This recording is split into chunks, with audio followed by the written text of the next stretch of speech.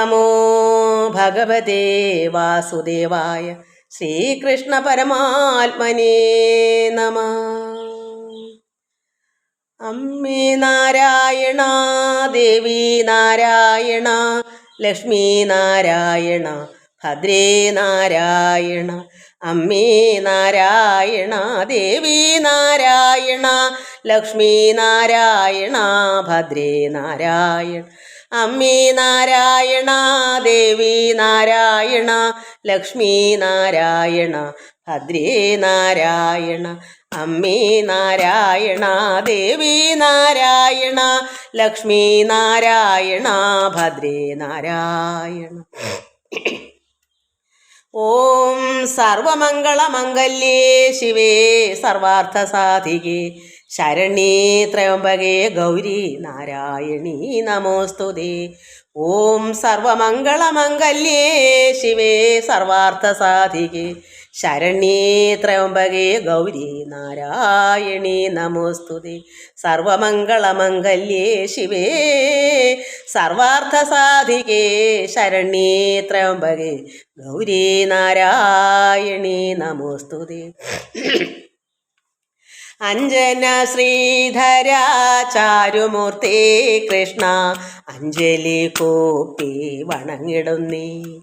കൃഷ്ണ ഹരേ ജയ, കൃഷ്ണ ഹരേ ജയ, കൃഷ്ണാംബുജേ ക്ഷണ കൈതൊഴുന്നീ. ആനന്ദാലംകര വാസുദേവ കൃഷ്ണ ആതങ്കമെല്ലാം അകറ്റിടണേ. ഇന്ദിരനാഥ ജഗന്നിവാസ കൃഷ്ണ ഇന്നെൻ്റെ മുൻപിൽ വിളങ്ങിടണേ. ഈരേഴുലകിനും ഏകനാഥ കൃഷ്ണ ഈരഞ്ചു കൂപ്പി വണങ്ങിടുന്നേ. ഉണ്ണി ഗോപാലക കമലനേത്ര കൃഷ്ണ ഉള്ളത്തിൽ വന്നു വിളങ്ങിടണേ. ഊഴിയിൽ വന്നു പിറന്ന നാഥ കൃഷ്ണ ഊനം കൂടാതെന്നെ പാലിക്കണി. എന്നുള്ളിലുള്ളൊരു താപമെല്ലാം കൃഷ്ണ എന്നുണ്ണി ശ്രീകൃഷ്ണ തീർത്തിടണേ. ഏടലർ സായക തുല്യമൂർത്തി കൃഷ്ണ ഏറിയ മോദേന അനുഗ്രഹിക്ക. ഐഹികമായ സുഖത്തിങ്കലാഗ്രഹം അല്പവും തോന്നല്ലേ ഗോപബാല. ഒട്ടല്ല കൗതുകം അന്തരംഗേ കൃഷ്ണ ഓമൽ തിരുമേനി ശോഭ കാൺമാൻ. ഓടക്കുഴൽ വിളി മേളമോടെ കൃഷ്ണ ഓടി വരികൻ്റെ ഗോപബാല. ഔദാര്യ കോമള കേളിശില കൃഷ്ണ സൗഭാഗ്യ സമ്പൽ സമൃദ്ധിതാനി. അംബുജലോചന നിൻപാദ പങ്കജേ അൻപോടു ഞാനിതാ കുമ്പിടുന്നേ. അത്യന്ത സുന്ദര വാസുദേവ കൃഷ്ണ അത്തൽ കളഞ്ഞെന്നെ പാലിക്കണേ. കൃഷ്ണ മുരാരേ മുകുന്ദ ശൗരേ കൃഷ്ണ വൃഷ്ണികുലേശ്വര കൈതൊഴുന്നീ.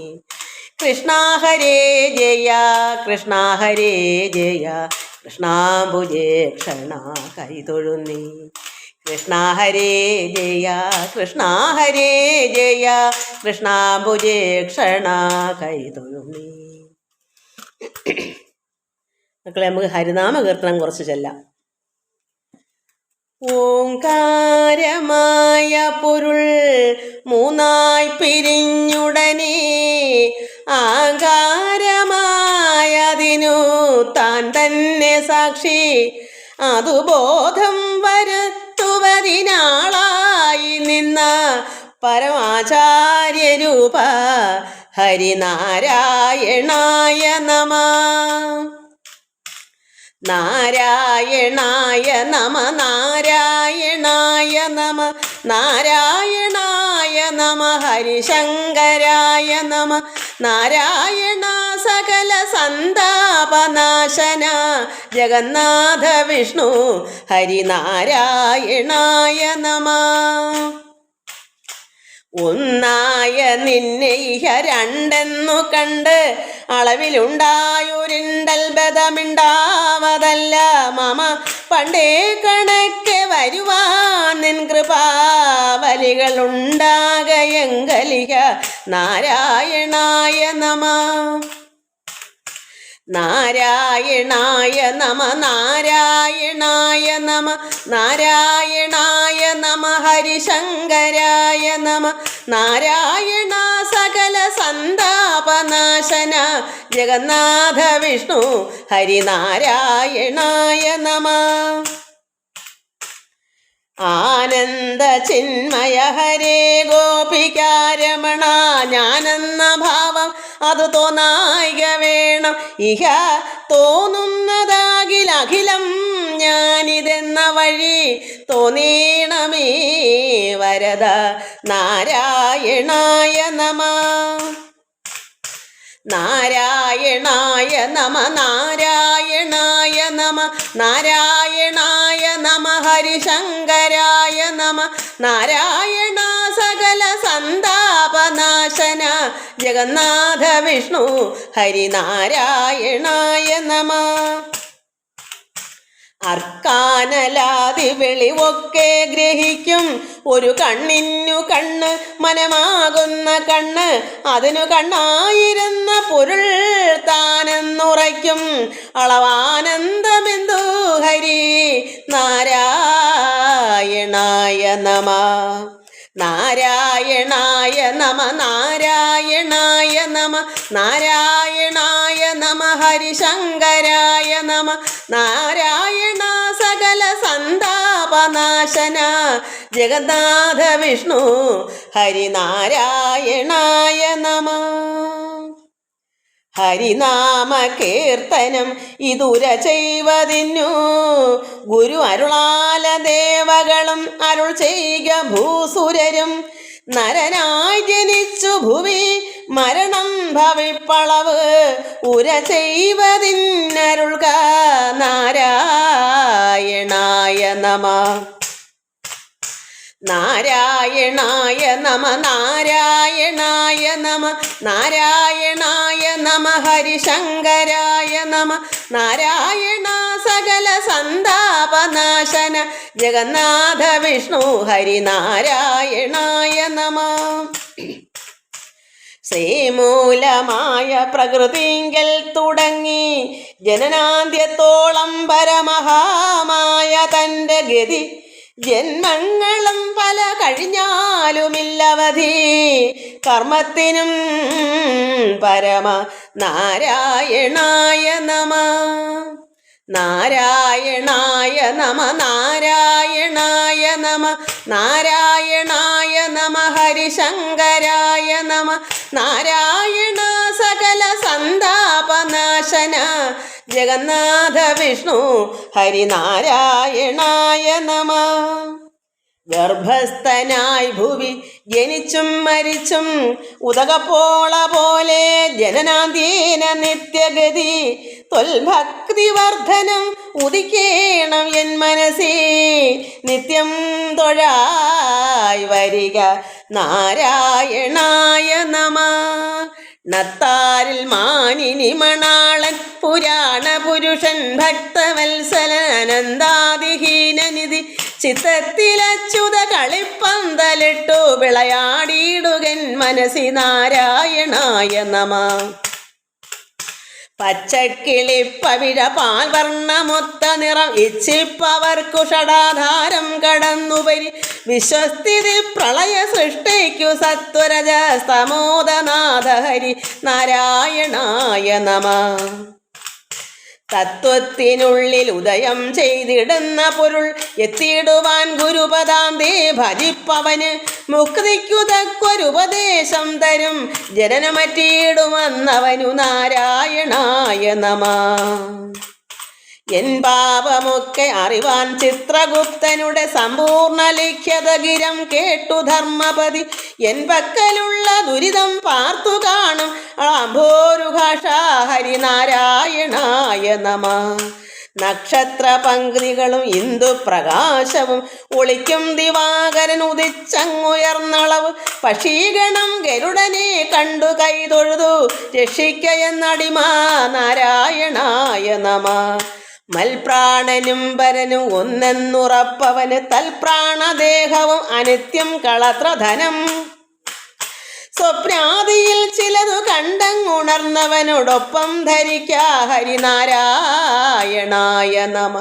നാരായണായ നമ നാരായണായ നമ നാരായണായ നമ ഹരിശങ്കരായ നമ. നാരായണ സകല സന്താപനാശന ജഗന്നാഥ വിഷ്ണു ഹരിനാരായണായ നമ. എല്ലാ ഭക്തമക്കൾക്കും എൻ്റെ വിനീതമായ പ്രണാമം. എല്ലാവർക്കും ഈശ്വരാനുഗ്രഹവും ഈ ലോക നന്മകളും ഭഗവാനിൽ നിന്നുള്ള കൃപയും ഉണ്ടാകണം. ലോക സമസ്ത സുഖിനോ ഭവന്തു. എല്ലാവർക്കും ശാന്തി സമാധാനവും എല്ലാ നന്മകളും ഉണ്ടാകണമെന്ന് എല്ലാ ഭക്തമക്കളെയും ഭഗവാനിൽ അർപ്പിക്കുന്നു. എല്ലാവർക്കും നമസ്കാരം. നമുക്ക് കഴിഞ്ഞ പ്രാവശ്യം വായിച്ചതിൻ്റെ ബാക്കി വായിക്കാം. അടുത്ത ദിവസം നമുക്ക് മക്കളുടെ എല്ലാം പേരുകൾ പറയും. എല്ലാവരെയും എല്ലാ മക്കളെയും ഭഗവാൻ അർപ്പിക്കുന്നു. എല്ലാവർക്കും ഭഗവാന്റെ കരുണ, എല്ലാവർക്കും രോഗശാന്തി, എല്ലാവിധ നന്മകളും എല്ലാ ഭക്തമക്കൾക്കും ഉണ്ടാകും.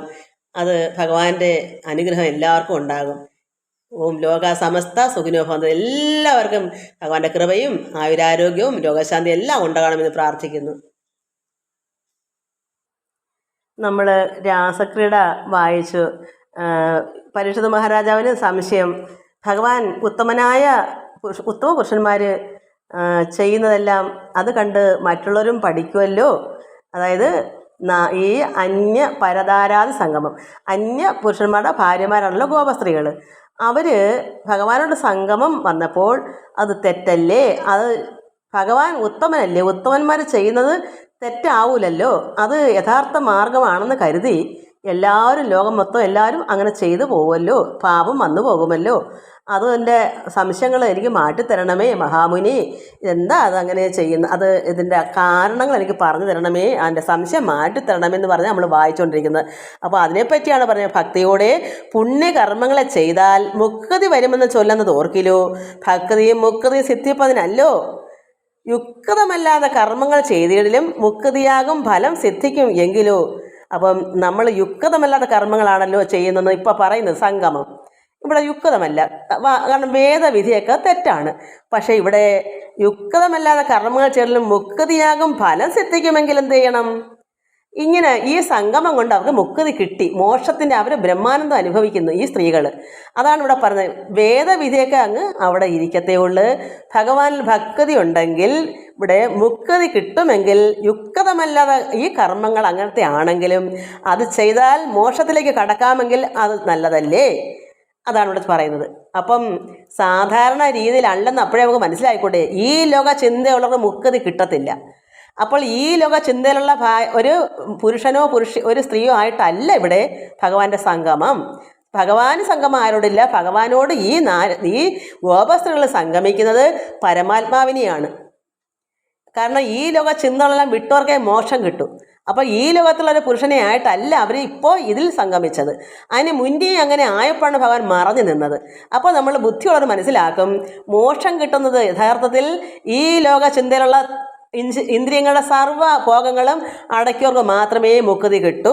അതുകൊണ്ട് മുക്തി വരുമെന്ന് ചൊല്ലുന്നത് ഓർക്കിലോ. ഭക്തിയോടെ പുണ്യകർമ്മങ്ങൾ, ഇത് ഒത്തിരിയോടെ നീട്ടിപ്പോകും സമയം. ഇത് പറഞ്ഞ് മനസ്സിലാക്കാതിരുന്നാൽ മക്കൾക്ക് മനസ്സിലാവത്തില്ല. അതുകൊണ്ട് എടുത്തെടുത്ത് പറയുന്നത്, ഭക്തിയോടെ പുണ്യകർമ്മങ്ങൾ ചെയ്താൽ മുക്തി വരുമെന്ന് ചൊല്ലുന്നത് ഓർത്താൽ, അപ്പോൾ പുണ്യകർമ്മങ്ങളും ആയിരിക്കണം, ഭക്തിയോടെ ചെയ്യുകയും വേണം. എന്നാലേ നമുക്ക് നന്മ കിട്ടുമെന്നത് ഓർത്താൽ അതാണല്ലോ ന്യായം.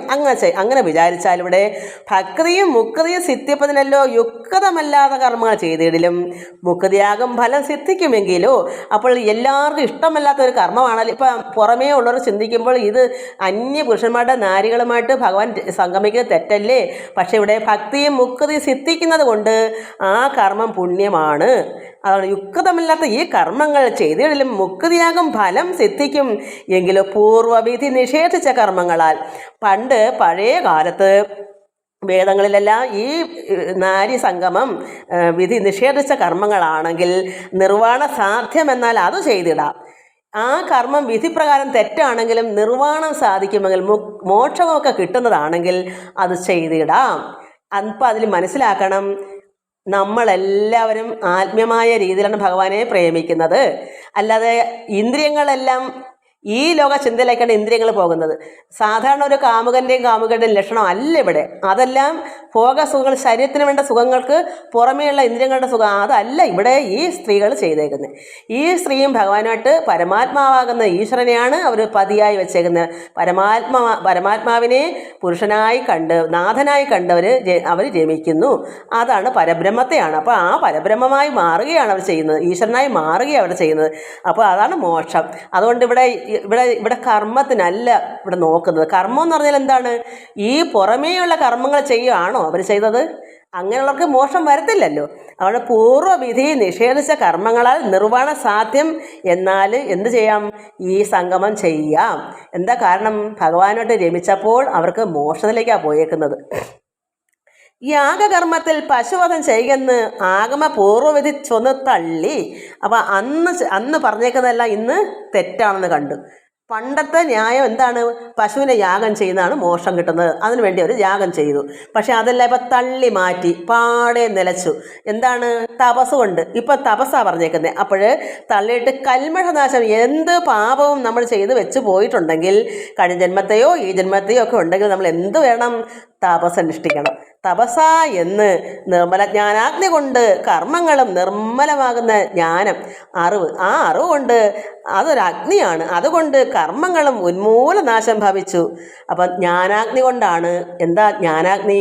ഈശ്വരനെ എന്നുള്ള ചിന്ത വന്ന് ജ്ഞാനം ഉറച്ചുറച്ച് ഭക്തിയാകുന്ന ജ്ഞാനം എല്ലാവരും വരുമ്പോൾ അത് ജ്ഞാനാഗ്നി വെച്ചാൽ ജ്ഞാനമാകുന്ന വാളുകൊണ്ട് ഈ ദുഷിച്ച കൽമഷങ്ങളെല്ലാം വെട്ടിച്ചേറിച്ച് കളയും. അതാണ് ജ്ഞാനാഗ്നി.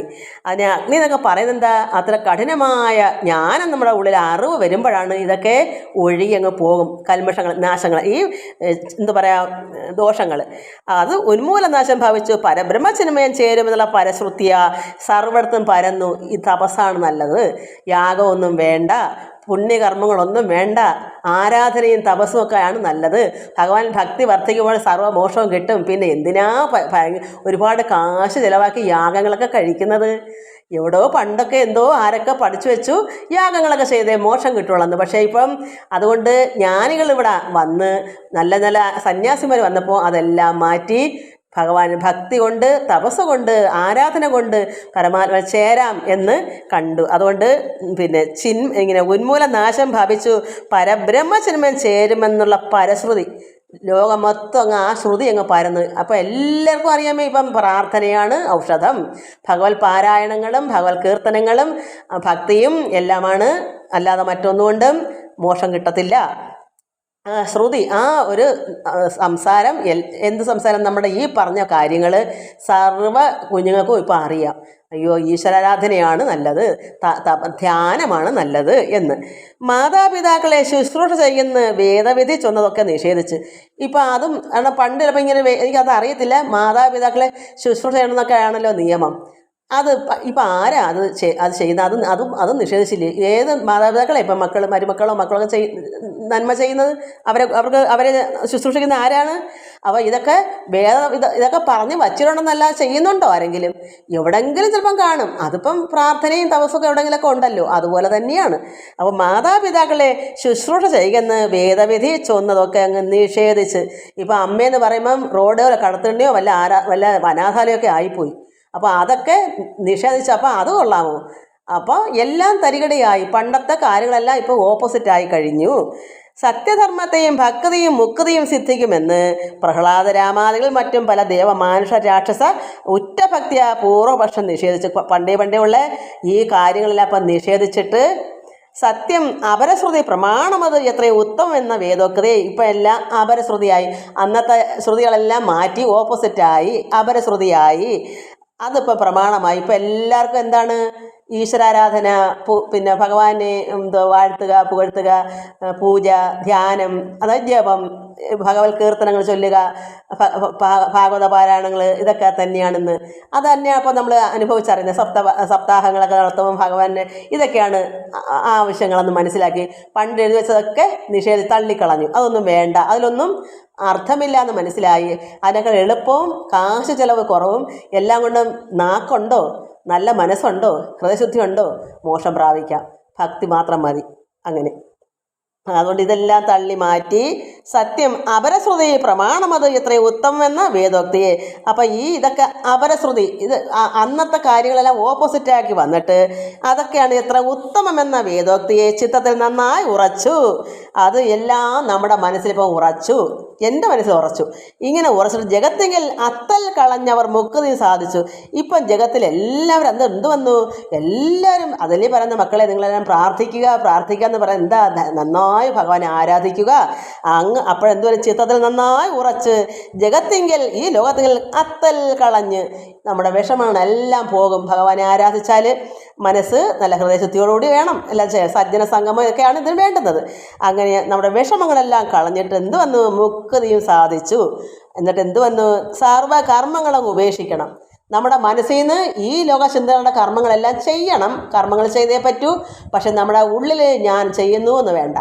ഇത് ഞാനാണ് എൻ്റെതാണ് എന്നുള്ള ആ കർമ്മങ്ങളെല്ലാം നമ്മുടേതല്ല എന്നങ്ങ് ഉപേക്ഷിച്ച് നമ്മളെല്ലാം ഭഗവാൻ അർപ്പിച്ച് ഈശ്വരാർപ്പണമായും ഫലേച്ഛ കൂടാതെയും കർമ്മങ്ങൾ ചെയ്യാം.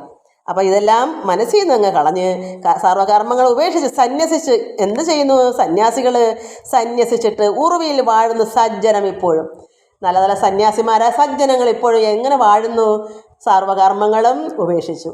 മനസ്സിൽ നിന്ന് എല്ലാം എൻ്റെന്നുള്ള മമതയെല്ലാം വിട്ട് കർമ്മങ്ങളിലൊക്കെ ഈശ്വരാർപ്പണമായി ചെയ്ത് ഫലം ആഗ്രഹിക്കാതെ ചെയ്ത് നന്നായി സജ്ജനങ്ങൾ എന്ത് ചെയ്യുന്നു, ഉറുവയിൽ ഈ ഭൂമിയിൽ ഇപ്പോഴും സജ്ജനങ്ങൾ എല്ലാം ഉണ്ട്.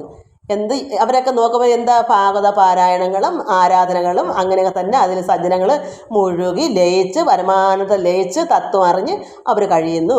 അല്ലാതെ പണ്ടത്തെ പശുവിനെ വധിച്ചു യാഗങ്ങളൊക്കെ അർപ്പിച്ചിരിക്കുവാണോ? മുക്തിദാനാത്മാ പരബ്രഹ്മ വിത്തുകൾ ഭക്തിയാ കൃതകർമ്മണ മുക്തിയും വരും. മുക്തിദാനാത്മാ ഭഗവാൻ പരമാത്മാ മുക്തിദാനം കൊടുക്കുന്ന ഭഗവാൻ പരബ്രഹ്മ വിത്തുകൾ, നമ്മളെല്ലാം പരബ്രഹ്മ വിത്തുകളാണ്, ഭഗവാന്റെ വിത്തുകളാണ്, കുട്ടികളാണ് നമ്മളെല്ലാം, ഭഗവാന്റെ അംശരൂപികളായ മക്കളാണ്. അങ്ങനെ മുക്തിദാനാത്മാ പരബ്രഹ്മ വിത്തുകൾ നമ്മളപ്പോൾ എന്ത് ചെയ്യണം, ഭക്തിയാ കൃതകർമ്മണ നമ്മളെ കൃത്യനിഷ്ഠ പോലെ നമ്മളെ കർമ്മങ്ങൾ എന്ത് വേണം, ഭക്തിയാ ചെയ്യണം. അപ്പോഴെന്താ, കൃതകർമ്മണ മുക്തിയും വരും. നമ്മൾ വിത്തുകളാണ് നമ്മളെല്ലാം. ഈ പറഞ്ഞ ധ്യാനവും ആരാധനയും ഭക്തിയും എല്ലാം സജ്ജന സംഗമവും ഹൃദയശുദ്ധിയും എല്ലാം കൽമഷം നശിക്കുന്ന അങ്ങനെയാണ് പാപം പോണത്. ഇതൊക്കെ വന്നും കൊണ്ട് നമ്മൾ ഈ വിത്തുകളായ മക്കൾ നമ്മൾ ഭക്തിയാ കൃതകർമ്മണ എപ്പോഴും എന്ത് വരും, മുക്തിയും വരും. എന്നല്ല മുക്തി തുല്യാത്മാക്കൾ ചെയ്യുന്നത് നിന്ദിതമെങ്കിലും വന്ദിതമായി വരികയും ചെയ്യും. കാരണം ഇവിടെ ഭഗവാൻ ചെയ്തത് അഥവാ മറ്റുള്ളവർക്ക് തോന്നുമായിരിക്കും ഭഗവാൻ തെറ്റല്ലേ ചെയ്തതെന്ന്. പക്ഷേ എന്താ അവിടെ, മുക്തി തുല്യ ആത്മാക്കൾ നമ്മൾ മുക്തി ലഭിച്ചവരാണെങ്കിൽ ചെയ്യുന്നത് ഒരു കുറ്റമാണ്, മറ്റുള്ളവർക്ക് തോന്നുന്നത് കുറ്റമാണെന്ന്. പക്ഷേ അങ്ങനെ നിന്ദിതമെന്ന് തോന്നിയാലും അത് വന്ദിതമായി വരും. മഹാത്മാക്കൾ ചെയ്യുന്നത് എന്തും വന്ദിതമായി വരൂ. അവർക്ക് എല്ലാം നന്മ ചെയ്യാനേ അറിയൂ. അവർ ചെയ്യുന്നത് തെറ്റാണെങ്കിൽ പോലും നിന്ദിതമാണെന്ന് മറ്റുള്ളവർക്ക് തോന്നും. പക്ഷേ അവിടെ ഉള്ളറിഞ്ഞല്ലല്ലോ ചെയ്യുന്നത്. അവരഥവാ അങ്ങനെ ചെയ്തെന്നിരിക്കും, പക്ഷേ അവരുടെ മനസ്സറിഞ്ഞല്ലല്ലോ ചെയ്യുന്നത്. മനസ്സറിയാതെ ചെയ്യുന്നതൊന്നും നിന്ദിതമല്ല. അത് മറ്റുള്ളവർക്ക് വന്ദിതമായി തന്നെ വരും, നന്മയായിട്ട് തന്നെ ഭവിക്കും. അതുകൊണ്ടാണ് ഭഗവാൻ അവിടെ നന്മയ്ക്കാ ചെയ്ത്. നമുക്ക് തോന്നി, ജനങ്ങൾക്ക് തോന്നി പരതാര സംഗമം, മറ്റുള്ള അന്യപുരുഷന്മാരുടെ സ്ത്രീയുമായിട്ട് ഭഗവാൻ രമിക്കുന്നു. അത് ഭഗവാൻ അത് നന്മ തന്നെ ചെയ്തത്, അത് നന്മയ്ക്ക് തന്നെ അവർക്കത് വന്ദിതമായി അവർക്ക് മോക്ഷം ലഭിക്കുന്നു. അപ്പോൾ കാണികൾക്ക് എന്ത് വേണം, അനുഭവിക്കുന്നത് അവരല്ലേ, അവർ മോക്ഷത്തിലേക്ക് കടന്നു ആ സ്ത്രീകൾ. അതുകൊണ്ട് അങ്ങനെയുള്ള മഹാത്മാക്കൾ ഭഗവാൻ ഉത്തമനാണ്, ഭഗവാൻ ചെയ്ത് നിന്ദിതമാണെന്ന് മറ്റുള്ളവർക്ക് തോന്നിയാലും അത് വന്ദിതമായി വരിക, നന്മയായി വരും. കേൾക്ക മുകുന്ദജൻ, ഭഗവാൻ മുകുന്ദ അജനാണ്, നിർവികാരാത്മൻ, വികാരമില്ലാത്ത ഭഗവാൻ. അപ്പോൾ വികാരമില്ലാത്ത ഭഗവാന് വികാരമുണ്ടോ? ഈ ഗോപസ്ത്രമായിട്ട് രമിച്ചു ഭഗവാൻ എന്തെങ്കിലും വികാരം ഉണ്ടായിട്ടുണ്ടാകും. പക്ഷേ നമ്മുടെ ആ ഗോപസ്ത്രയുടെ ആഗ്രഹം നിറവേറ്റി കൊടുക്കാൻ ഭഗവാൻ കടപ്പെട്ടവനാണ്. പരമാത്മാവ് ഏകനാണ്. അതുകൊണ്ട് നിർവികാരാത്മാ നിഷ്ക്രിയൻ, ഒരു ക്രിയയും ചെയ്യാൻ ഭഗവാന് ഒന്നും ചെയ്യണമെന്നില്ല. നിർലേപ നിസ്സംഗ നിർവാണൻ, ഒരൊന്നിലും സംഘമില്ല, നിസ്സംഗനാണ്. ഈ സ്ത്രീകളൊന്നിലും ഭഗവാൻ ഒരു സംഘവുമില്ല. നിസ്സംഗ നിർവാണൻ, അദ്വൈതൻ, ഏകനാണ് ഭഗവാൻ. ഒരേ ഒരു വസ്തു, ഒരേ ഒരു പരബ്രഹ്മമേ ഉള്ളൂ. അതാണ് പരമാത്മാവായ ഭഗവാൻ. കൃഷ്ണൻ, രാമൻ ഏത് രൂപത്തിൽ അവതരിച്ചാലും ഇതെല്ലാം ഏകനാണ്. ആ ഏകൻ അദ്വൈതൻ, ആത്മാരൂപൻ, അതീന്ദ്രിയൻ. അപ്പോൾ ഇത് ഇന്ദ്രിയത്തെ അതീന്ദ്രിയ എന്താ, ഇന്ദ്രിയങ്ങൾ എല്ലാം അതൊക്കെ മേലെ നമ്മളൊക്കെ ഇന്ദ്രിയങ്ങളെ അടക്കണമെന്ന് പറയുന്നേ ഉള്ളൂ. ഭഗവാൻ ഇതിലെല്ലാം മീതെയാണ്, അതീന്ദ്രിയനാണ്, വേദ്യമല്ലാതെ ചിന്മാത്രൻ പരബ്രഹ്മം. ഇത്തം അറിവില്ലാതെ ആരാണിത് അറിവില്ലാതെ മൂഢന്മാരും ഇത്തരം ഓർത്ത് ചെയ്താൽ അത് പാപമാ. അപ്പം ഈ ഒരു കാര്യങ്ങൾ ഭഗവാൻ ചെയ്ത ഈ വക കാര്യങ്ങൾ, ഈ ഗോപസ്ത്രീകളെ കൂടെ ഭഗവാൻ എല്ലാവർക്കും ഓരോരോ കൃഷ്ണനിൽ നിന്ന് രൂപം എടുത്ത് ഭഗവാൻ അവർക്കുള്ള മുമ്പിൽ എന്തു പറയാം രാസക്രീഡ നടത്തി.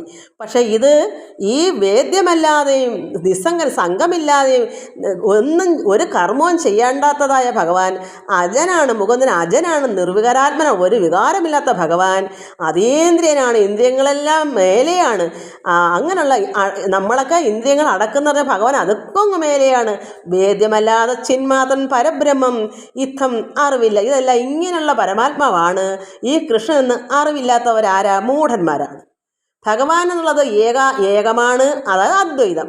ഇത് ഈശ്വരൻ പരമാത്മാവാണെന്നും ഇത് നിർവികാരനാണെന്നും, കാരണം ഒന്നിലും സംഘമില്ലെന്നും വികാരമില്ലെന്നും അതീന്ദ്രിയനാണെന്നും എല്ലാം ചിന്മാത്രനാണെന്നും ഒക്കെ ഇത് പരബ്രഹ്മമാണെന്ന് അറിയാത്ത മൂഢന്മാർ, ഇത്തം അറിവില്ലാതെ മൂഢന്മാർ ഇത്തരം ഓർത്ത് ചെയ്താൽ, ഇത് ഉത്തമനായ ഭഗവാൻ ഇത് ചെയ്തെങ്കിൽ എനിക്കും ചെയ്യാം എന്ന് അറിവില്ലാത്ത മൂഢന്മാർ ഇത് ചെയ്താൽ പാപമാണ്. ഇത് കണ്ട് ആരും കൊതിക്കണ്ട.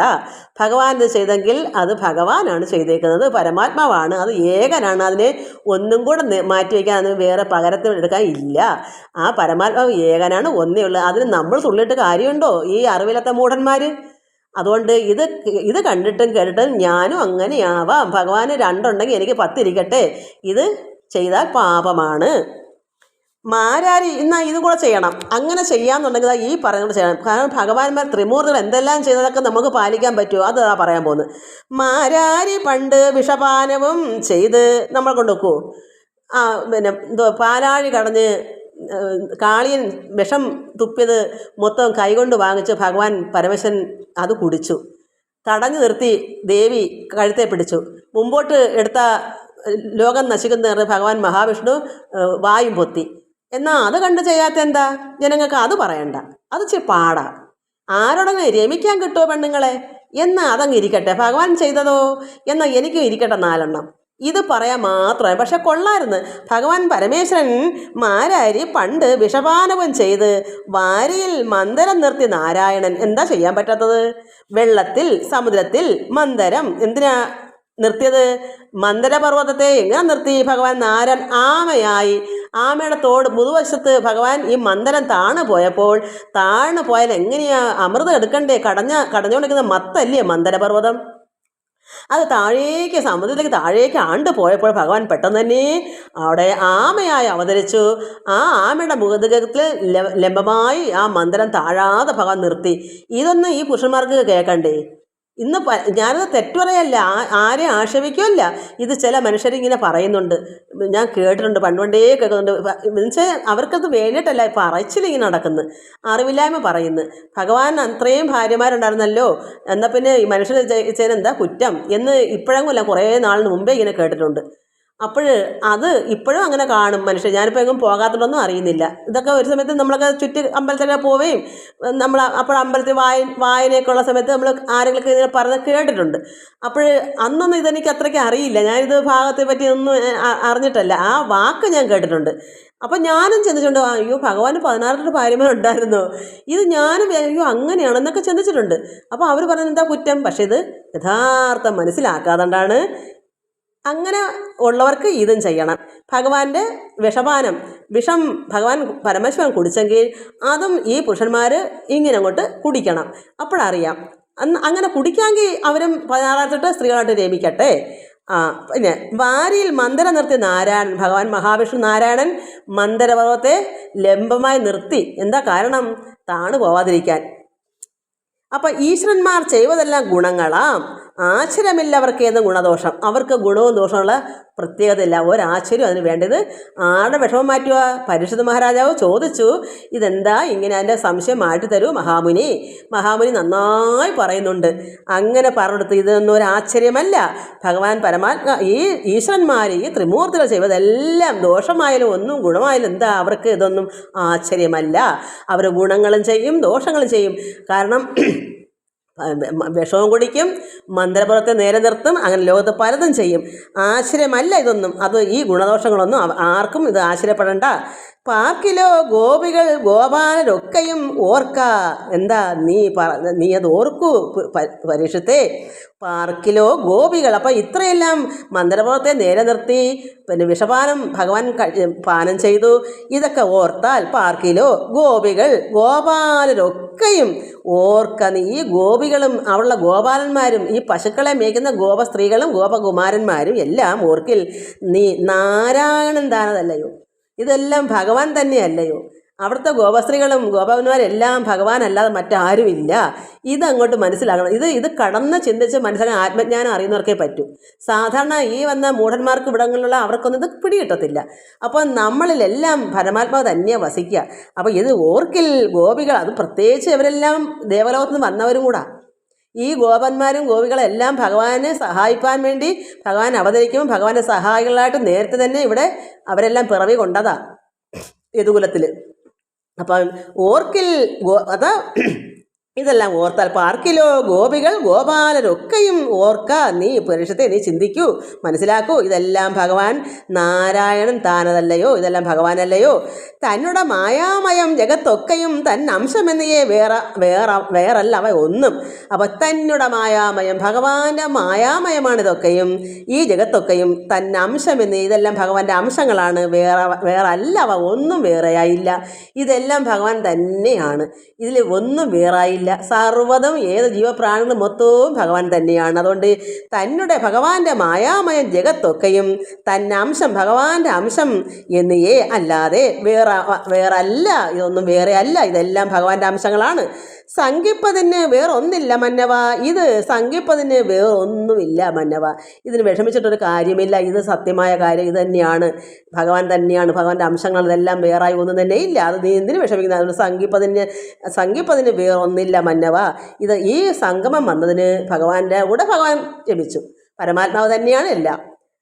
നിന്നുള്ളിൽ ഈശ്വര ഉണ്ടാകരുത് ഏതുമേ. അവിടെ നീ വിഷമിക്കേണ്ട മന്നവ. ഇതിന് സംഗിപ്പാൻ ഒരു കാര്യവുമില്ല. അതുകൊണ്ട് നീ വിഷമിക്കേണ്ട.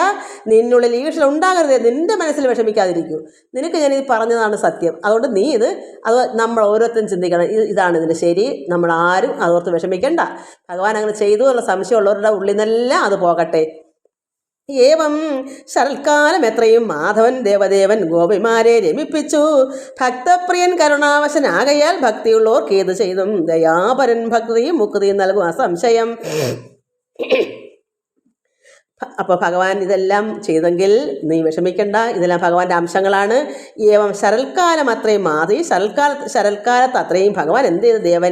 ദേവദേവൻ ഭഗവാൻ ഗോപിമാരെയൊക്കെ രമിപ്പിച്ചു. ഭക്തപ്രിയൻ എന്ത് ചെയ്തു? കരുണാവശനായതുകൊണ്ട്, ഭഗവാൻ കരുണയുള്ളവനായതുകൊണ്ട് ഇവർക്കെല്ലാം ഭക്തിയുള്ളവർക്ക് ഏത് ചെയ്തും ദയാപരൻ ഭക്തിയും മുക്തി നൽകും അസംശയം. ഒരു സംശയം വേണ്ട, ഭഗവാൻ കരുണാവശനാണ്. അതുകൊണ്ട് ആരും നമുക്ക് ഭക്തി ഉണ്ടോ അവിടെ അല്ലാതെ വല്ല ആറും ഒന്നും വേണമെന്നല്ല ഭഗവാൻ പറയുന്നത്. ഭഗവാനോട് ഭക്തിയാകുന്ന സ്നേഹം, ഈശ്വരനോടുള്ള പ്രേമം, ഭക്തി എല്ലാം ഉണ്ടെങ്കിൽ ഭഗവാൻ കരുണാവശനാണ്. എല്ലാവർക്കും ഭക്തിയുള്ളവർക്ക് എന്തും ചെയ്യും. ഭക്തിയുള്ളവർക്ക് എന്താണ് ആവശ്യം, ഈ ലോക ജീവിതത്തിലെ ആവശ്യം എന്താണ് അതും കൊടുക്കും. അതായത് ആത്മീയമായ എല്ലാ മോക്ഷവും കൊടുക്കും. അതായത് ഭക്തിയുള്ളവർക്ക് മുക്തിയും കൊടുക്കും.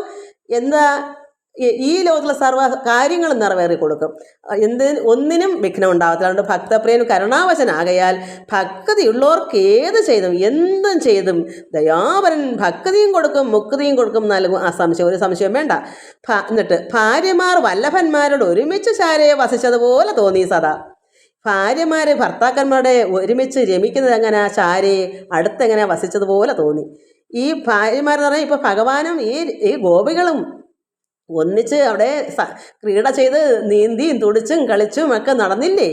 അത് ഭാര്യമാർ വല്ലഭന്മാരുടെ ഭർത്താക്കന്മാരുടെ ഒരുമിച്ച് ഭർത്താവും ഭാര്യയുടെ ഒരുമിച്ച് അടുത്ത് വസിച്ചതുപോലെ തോന്നി സദാ. അതാണ് അങ്ങനെ നമുക്ക് തോന്നി. വൃഷ്ണി വംശോത്ഭവൻ മായാമയനായ കൃഷ്ണനോട് ഒന്നിച്ചു പോയത് അറിഞ്ഞില്ല.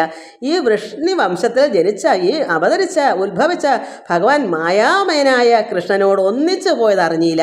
ഈ ജനങ്ങളെല്ലാം, ഈ ഗോപസ്ത്രീകളും ഗോപന്മാരെല്ലാം ഭഗവാനോട് ഇങ്ങനെ എത്രമാത്രം ഇങ്ങനെ വൃഷ്ണി വംശോത്ഭവൻ വെച്ചാൽ വൃഷ്ണി കുലത്തിൽ അവതരിച്ച മായാമയനായ ഭഗവാൻ മായയാണല്ലോ, ഭഗവാന്റെ മായ കൊണ്ടാണല്ലോ ഇതൊക്കെ സംഭവിക്കുന്നത്. മായാമയനായ കൃഷ്ണനോട് ഒന്നിച്ച് ഇങ്ങനെ സമയങ്ങൾ പോയതും കാലങ്ങൾ വർഷങ്ങൾ ഇങ്ങനെ പോയതെന്നും അറിഞ്ഞില്ല. അത്ര സന്തോഷമായിരുന്നു എല്ലാവർക്കും. ഭക്തപ്രിയൻ പരമാത്മാ സനാതനൻ ശക്തിയുക്തൻ പ്രഭു മായാമയനല്ലോ. ഈ ഭക്തപ്രിയനായ പരമാത്മാവായ സനാതനനായ ഈ ശക്തിയുക്തനായ പ്രഭു ഭഗവാൻ പ്രഭു മായാമയനല്ലോ. ആരറിയുന്നു പരാപരലീലകൾ? അങ്ങനെയുള്ള ഭഗവാന്റെ മായ ഈ ലീലകൾ ആർക്കറിയാൻ സാധിക്കും? അത് യഥാർത്ഥ ഭഗവാനെ അറിയാൻ ആരാലും സാധ്യമാണോ? പിന്നെ എന്തൊക്കെയോ കുറച്ചൊക്കെ നമുക്കിങ്ങനെ ഇതിലിങ്ങനെ പറഞ്ഞ് കേട്ട് ആനന്ദിച്ച് നിർവൃതി അടയാനും ഭഗവാന്റെ കാരുണ്യം കൃപ നമ്മളിലേക്ക് ഒഴുകാനും അത്രമാത്രം മതി മക്കളെ നമുക്ക്. അല്ലാതെ ഭഗവാനെ അറിയാൻ ആരാലും സാധ്യമല്ല. അതുകൊണ്ട് കൃഷ്ണനോട് ഒന്നിച്ചു പോയത് അറിഞ്ഞില്ല. നമുക്ക് തന്നെ അറിയാം, ഇത് വായിച്ച സമയം പോണെന്ന് അറിയത്തേയില്ല. ഭഗവാൻ കൂടൊന്നും വേണ്ട, ഈ വചനം മാത്രം മതി, നമുക്ക് സമയം പോകുന്ന അറിയത്തേയില്ല. കൃഷ്ണനോട് ഒന്നിച്ച് പോയത് അറിഞ്ഞില്ല സമയം. ഭക്തപ്രിയൻ പരമാത്മാ സനാതനൻ ശക്തിയുക്തൻ പ്രഭു മായാമയനല്ലോ. ആരറിയുന്നു പരാപരലീലകൾ? ഭഗവാൻ മായാമയനായ ഭഗവാന്റെ ലീലകൾക്ക് ആർക്കും അറിയാൻ പറ്റുകയില്ല. നാരായണൻ രാസക്രീഡകൾ ഇത്തരം കേൾക്കലും ചൊലുകലും ദുഃഖങ്ങൾ പോയി നല്ല ഭക്തിയും മേന്മേൽ വളരും ദിനം പ്രതി. ദിവസം ദിനം പ്രതി നമുക്ക് എന്ത് ചെയ്യണം? ഭഗവാന്റെ നാരായണൻ രാസക്രീഡകൾ ഇത്തരം, ഈ രാസക്രീഡ നമുക്കും ഇതുപോലെ ആകാം. പരമാത്മയെ ലയിക്കുന്ന അങ്ങനെയാണ് നമ്മളും. ഭഗവാനൊന്നും നമ്മുടെ മനസ്സിനകത്ത് ഭഗവാൻ ഇങ്ങനെയാണ്, നമുക്കും അത് ഉള്ളം കൊണ്ട് ഞാൻ രാമായണം വായിച്ചതുപോലെ നമുക്ക് ഭഗവാനെ ഉള്ളത്തിൽ ഇതെല്ലാം ചിന്തിക്കുക. ഈ രാസകളി ക്രീഡ അവരനുഭവിച്ചത് നമുക്കും അനുഭവിക്കാം. നമ്മുടെ മനസ്സുകൊണ്ട് നമുക്കും അനുഭവിക്കാം. നമ്മൾ അതേ രീതി നമ്മുടെ ഉള്ളം അത്ര ആനന്ദിക്കും. നമ്മൾ ചിന്തിച്ചാൽ മാത്രം മതി, ഭഗവാൻ നമ്മുടെ ഉള്ളിലും ഉണ്ട്. അപ്പോൾ അവരന്ന് അത് ചെയ്ത് അനുഭവിച്ചത് നമുക്കിന്ന് ഭഗവാൻ നമ്മുടെ ഉള്ളത്തിലായി കഴിഞ്ഞാൽ നമുക്കും ആ അനുഭവം അതിൽ നമുക്ക് ഒറ്റയ്ക്ക് തന്നെ കഴിയാമെന്ന് പറയുന്നത് സന്തോഷമായിട്ട് ആനന്ദത്തിൽ വേറൊന്നും നമുക്ക് വേണമെന്ന് തോന്നാത്ത എന്താ, ലോകത്തെങ്ങും പോകണമെന്നോ എടുക്കണമെന്നോ യാതൊരു ആനന്ദം മറ്റില്ലെന്നും ഒന്നുമില്ല. ഒന്നിലും നമുക്ക് ആനന്ദം കണ്ടെത്താൻ പറ്റുകയില്ല. നമുക്ക് രായും പകലും നമുക്ക് എപ്പോഴും ഉറങ്ങുമ്പോൾ മാത്രമേ നമുക്ക് ഭഗവാനുള്ള ചിന്തയില്ലാവുള്ളൂ. മറ്റ് എല്ലാ സമയത്തും നമുക്കും ഇതേ അനുഭവങ്ങൾ അനുഭവിച്ച് ആനന്ദത്തെ രുചിച്ചറിഞ്ഞ് തന്നെ നമുക്ക് ഇരിക്കാം. അതുകൊണ്ടാണ് നമുക്ക് ഏകമായി ഒറ്റയ്ക്ക് തന്നെ ഇരിക്കുന്ന ആനന്ദം ഒരു പ്രത്യേക ഒരു നിർവൃതിയാണ്. അതുകൊണ്ട് ഭഗവാൻ നാരായണൻ രാസക്രിയകൾ ഇത്തരം ഇത് കേൾക്കുകയും ഇത് ചൊല്ലുകയും ദുഃഖങ്ങൾ പോയി നല്ല ഭക്തിയും മേന്മേൽ വളരും ദിനം പ്രതി. എന്താ കാരണം? കേൾക്കുമ്പം ഇത് പറയുമ്പം എന്ത് പോകും? ദുഃഖങ്ങൾ പോകും. എന്താ കാരണം? നമ്മളത് അനുഭവിക്കുന്നു. ആ രാസക്രീഡ ഇത് കേൾക്കുമ്പോൾ നമ്മളും അനുഭവിക്കണം, ഇത് പറയുമ്പോൾ നമ്മളത് ആനന്ദിക്കണം. ആ ഗോവസ്ഥകളിൽ അനുഭവിച്ച അനുഭവം നമ്മളെ ഉള്ളിൽ അനുഭവിച്ചറിയണം. അപ്പോഴാണ് നമ്മളെ ദുഃഖങ്ങളും രോഗങ്ങളൊക്കെ മാറുന്നത്. അത് എങ്ങനെ നമ്മുടെ എല്ലാ സിരകളിലും ആ ശുദ്ധരക്തം ഇങ്ങനെ കൃപയോടുകൂടി രക്തം ഇങ്ങനെ ശുദ്ധമായി ഒഴുകി സർവ്വ കേടും എല്ലാ ശരീരത്തിൽ എന്തൊക്കെ ഉണ്ടൊക്കെ മാറ്റി സുന്ദരാനുഭൂതി നമുക്ക് ഉണ്ടായി വരുന്നത് നമുക്ക് ഈ ആനന്ദം അനുഭവിച്ച് ആ കൃപ നമ്മളിലേക്ക് ഒഴുകുമ്പോഴാണ്. അപ്പോൾ നമുക്കറിയാം അവിടെ എങ്ങും ഒരു തടസ്സമില്ലാതെ സർവ്വ അംഗങ്ങളിലും അടിമുട്ട് അതായത് ഉച്ച തൊട്ട് പാദം കാലിൻ്റെ വിരൽ വരെയും ആനന്ദത്തിൽ ആ ഒരു പ്രത്യേക ഒരു അനുഭൂതി നമ്മളിലേക്ക് ഒഴുകുന്നത് നമുക്ക് തന്നെ മനസ്സിലാവും. അങ്ങനെ ആവും നമുക്ക് എങ്ങനെ രോഗം ഉണ്ടാവും? ഉള്ള രോഗം കൂടെ പോകത്തല്ലേ ഉള്ളൂ. അഥവാ നമ്മുടെ ഉള്ളിൽ ഉണ്ടെങ്കിൽ പോലും നമ്മൾ അറിയത്തില്ലല്ലോ. നമുക്ക് വേദനിക്കാത്ത എന്താ? നമ്മൾ എപ്പോഴും ആനന്ദിക്കുന്നത് കൊണ്ടാണ്. അപ്പോൾ ഈ ഭഗവാന്റെ ഈ കഥ, ഈ രാസക്രീഡ നമ്മൾ ചിന്തിക്കുക. അവരിങ്ങനെയായിരുന്നു, അവർ ആ ക്രീഡ നമ്മുടെ ഉള്ളിൽ നമ്മളും പ്രവർത്തിക്കുന്നു. അത് കേൾക്കുമ്പോഴും അത് നമ്മൾ പറയുമ്പോഴും സർവ്വ ദുഃഖങ്ങളും പോയി നല്ല ഭക്തിയും മേന്മേൽ വളരുന്നതിന് നല്ല ഭക്തിയാണ് ഉണ്ടാകണ്ടേ. അങ്ങനെ വരുമ്പോഴാണ് നമുക്കും ഭക്തിയും മുക്തിയൊക്കെ വരുന്നത്. എല്ലാവർക്കും നമസ്കാരം. ഇത് എല്ലാവർക്കും മനസ്സിലായെന്ന് വിചാരിക്കുന്നു. ഹരി ഓം ഹരി ഓം ഹരി ഓം.